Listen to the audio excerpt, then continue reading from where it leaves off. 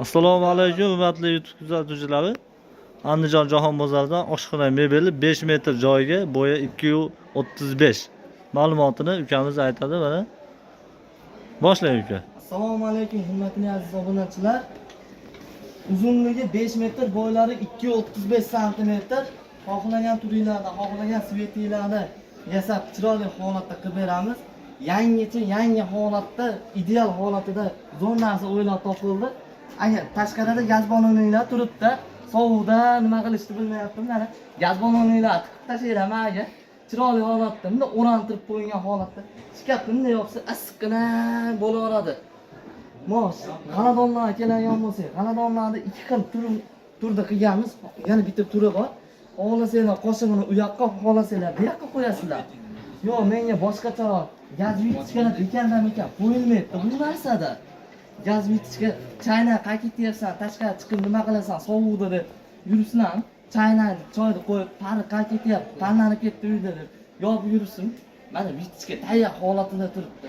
Qo'shadonlar bunday mo'ki bekardan turmaydi bu holatda. Mo'kani yuvasida qo'shadonni bir tashlaysiz, mol narsasini bir chiqarib turib, suvni bitta to'kasiz. Idish tovoqlar, xohlagan tarelkalar ham sovuqda turishni hojati yo'q-da. Mo'nasan tarelkalar bitta qo'yib qo'ysangiz chiroyli holatda turadi. Banli stolkalar, mevalar tashqarida turib, muzlar qatib qolgan holatdami?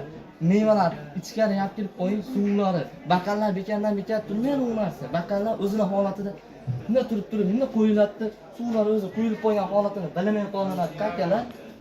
Buni metrga keladigan bo'lsa, 2.300.000 so'mdan tayyorlab beramiz. Xohlagan joyda, xohlagan svetingizdan, xohlagan turizmdan yasab chiroyli holatida qilib beramiz.